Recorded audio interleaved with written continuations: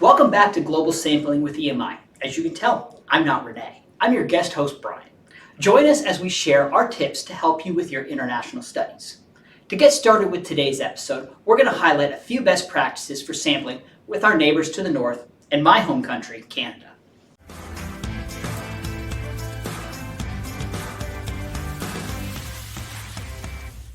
Tip number 1, sampling tips in the Canadian marketplace.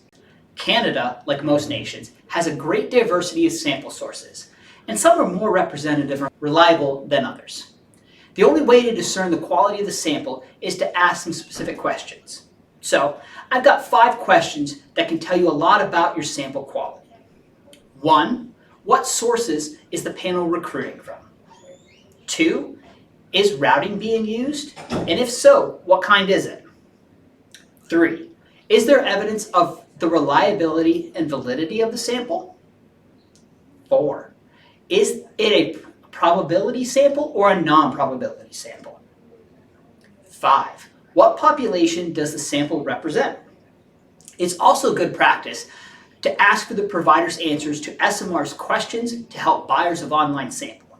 This is formerly known as the SMR 28 and now is nicknamed the SMR 37. While the answers to this are unverified, they do provide a good overview. Tip number 2, time zones. Time zones we cover in the US are similar but not exactly the same to those in Canada. In Canada you have the Atlantic, Eastern, Central, Mountain, and Western time zones. In the US we have all of those except for Atlantic. We've replaced that with the Alaskan time zone. Tip number 3, demographics. Demographically, close to 1 in 4 people living in Canada were born outside of Canada, making it a nation of immigrants, a bit like the US. And although the United States has the largest number of immigrants total in the world, owing to our population, only 14% of those living in the US are immigrants. Some would argue that we're actually less diverse than Canada. Tip number 4, language. The 2 official languages of Canada are English and French. Most French-speaking people in Canada live in Quebec, so if you're sampling in Quebec, Ontario, or New Brunswick, make sure your survey is also written in French. Keep in mind also that you do have to have it in English and French, no matter where you are in Canada. When you're writing it in French, be sure that you use Canadian French and not the French that is spoken in France. This is similar to how American English and British English are different. Tip number 5, population. Our next tip revolves around population. While Canada might be bigger geographically, they actually have a smaller population than the entire state of California. The majority of people live in southern Ontario and southern Quebec. This is important to remember when thinking of completes.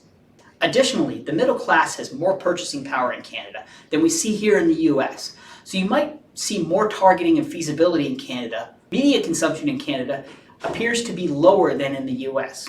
However, the phenomenon of 4-screen Canadians, those owning 4 screens, often skews towards the youth in higher income households and among Anglophones. This indicates higher smartphone penetration, growing use of tablets, and the consumption of internet through multiple devices in Canada is quite high.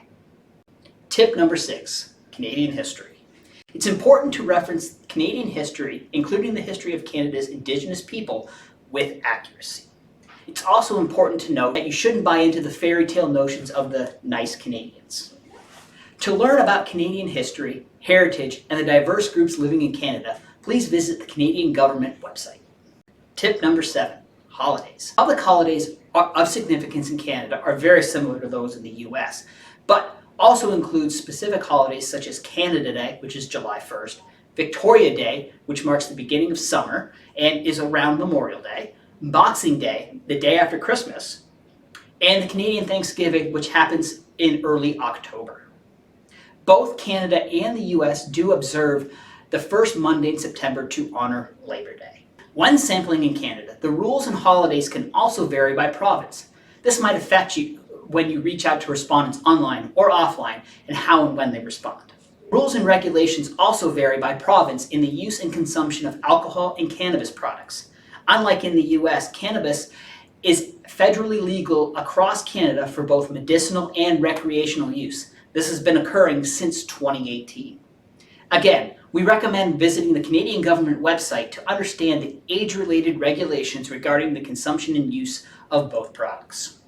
For more information on best practices on doing research in Canada, visit the website of the Canadian Research Insight Council, or CRIC, to access their SMR Code of Conduct.